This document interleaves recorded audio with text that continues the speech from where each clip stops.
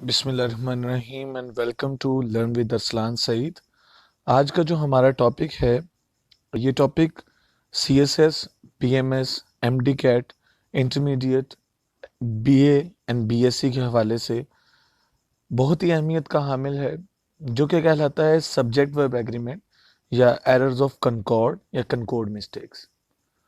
Basically जब हम कोई सब्जेक्ट किसी सेंटेंस में इस्तेमाल करते हैं तो उसके मुताबिक हमें उसका वर्ब लगाना होता है, उसके मुताबिक उसके प्रोनाउंस को यूज करना होता है। अगर हम उस वर्ब को उसके मुताबिक यूज नहीं करते तो वहां पे वो एरर्स आ जाते हैं। उसे हम कंकॉर्ड मिस्टेक्स या सब्जेक्ट वर्ब एग्रीमेंट का एरर कहते हैं। जैसे अगर मैं कहूंगा आ बॉय, तो आ बॉय के साथ मैं इज इस्तेमाल करूंगा, हैज इस्तेमाल करूंगा, ना कि मैं वहां पे आर या हैव इस्तेमाल करूं। तो इसलिए कंकॉर्ड होना आपके सेंटेंस में बहुत ज़रूरी है। आज के मेरे इस लेक्चर के 19 रूल्स होंगे और कुछ प्रैक्टिस क्वेश्चंस भी। तो लेक्चर को पूरा सुनिए और इस चैनल को भी सब्सक्राइब करें ताकि आने वाले तमाम लेक्चर्स आपको मौसूल हो सकें। तो शुरू करते हैं रूल नंबर 1 से। रूल नंबर 1 क्या कहता है? रूल नंबर 1 ये है कि subjects and verbs must agree in number.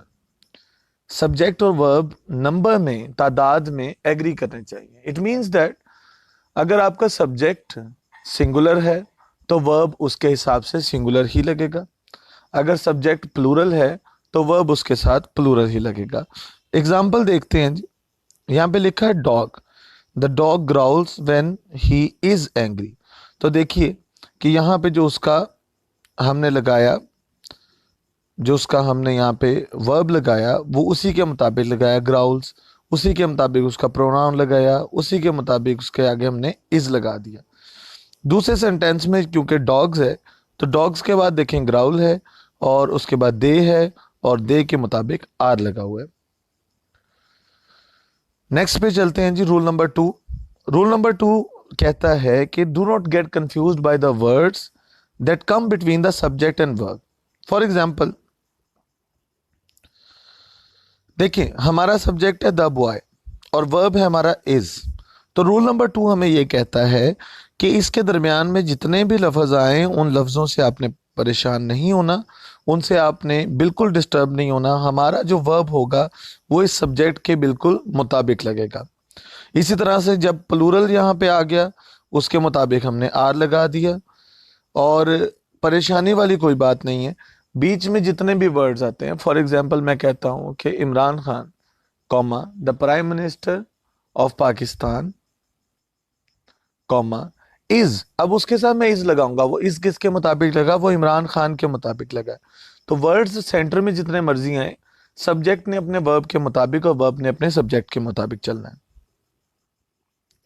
Rule number 3 है, अगर एक सब्जेक्ट कई वर्ड्स से मुश्तमिल हो, कई वर्ड्स पे वो मुश्तमिल है, is a group of word, तो उसमें हमने ये देखना है कि मेन वर्ड कौन सा है। मेन वर्ड हमें बताएगा कि इसका वर्ब कौन सा होने वाला है। फॉर एग्जाम्पल देखते हैं the rooms of the college. अब देखिए मेन वर्ड कौन सा है हमारा? रूम्स। अब हमारा वर्ब भी लगेगा रूम्स के मुताबिक। The rooms of the college are clean and airy. अगले एग्जाम्पल देखना, the teacher of our school are very helpful. The name of the winning candidate has been announced. ठीक है, द नेम के मुताबिक हमने हैज लगाया, टीचर के मुताबिक हमने आर लगाया और रूम्स के मुताबिक हमने आर लगाया। तो subject, if the subject consist of more than one words, you have to find out the main word of the subject. Rule number 4 पे आ जाते हैं जी। जब सेंटेंस स्टार्ट होता है हेयर एंड देयर से, अक्सर हम कहते हैं once there was a boy, once there was a man, once there was a crow. अब अगर हम कहते हैं once there was a crow या once there was a boy, तो वो जो हम वॉज लगा रहे हैं, वो वॉज हम लगा रहे हैं उस बॉय की वजह से, क्योंकि वो बॉय जो है वो सिंगुलर एंटिटी है, एक सिंगल नेम है, एक सिंगल शख्स का नाम है, एक वाहिद बंदा है। इसीलिए तो हम उसके साथ लगा रहे हैं वॉज। इसका मतलब है कि सेंटेंस अगर हेयर या देर से भी शुरू हो रहा है तो कोई फर्क नहीं पड़ता, उसके बाद जो आने वाला हमारा नाउन यानी कि हम जो हमारा सब्जेक्ट होगा हमारा वर्ब उसके मुताबिक लगेगा। अब देखते हैं जी, देर इज आ हाउस। अब देखें आ हाउस के मुताबिक हमने इज लगा दिया। अगला सेंटेंस देखते हैं, here are the papers you requested, तो पेपर्स के मुताबिक हमने आर लगा दिया। रूल नंबर 5 है, if two subjects are joined by and referring to plural entities. अगर दो सब्जेक्ट हैं एंड से जुड़े हुए हैं, प्लूरल एंटिटीज को बता रहे हैं, जैसे अली एंड असलम, जैसे Steve and Maggie, whatever. Jim and Della दो लोगों का नाम है, डॉग एंड कैट दो चीजें हैं, दो जानवर हैं। तो जब एंड से ऐसे दो चीजें जुड़ी होंगी जो कि अलग अलग दो चीजें हैं, तो उनको हम प्लूरल के तौर पे ट्रीट करेंगे। जैसे the cow and the pig दो जानवर हैं, तो उनको हम आर कहेंगे।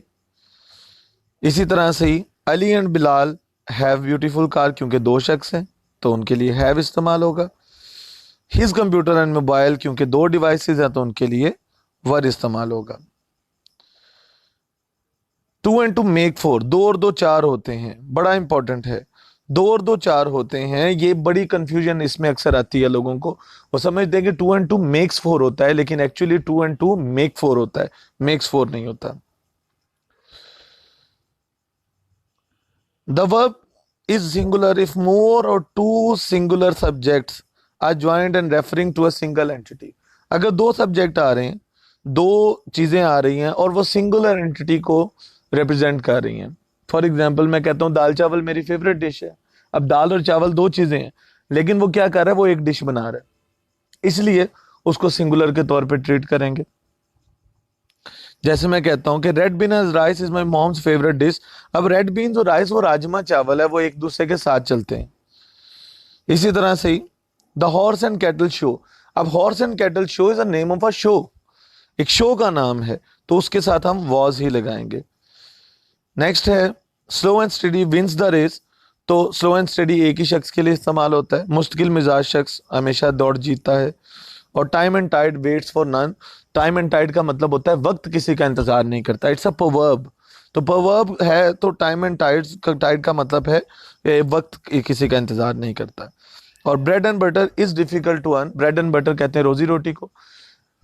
तो ये इडियम है ब्रेड एंड बटर, जिसका मतलब होता है नान और अफका या रोटी रोजी, रोजी रोटी। तो वो डिफिकल्ट टू अर्न मतलब उसको कमाना मुश्किल है। अगर आप बेकरी से ब्रेड और बटर दोनों अलग अलग चीजें लेंगे तो उसको हम प्लूरल के तौर पे लेंगे, क्योंकि तब वो दो बेकरी आइटम्स हैं। रूल नंबर 7 पे चलते हैं, 7A।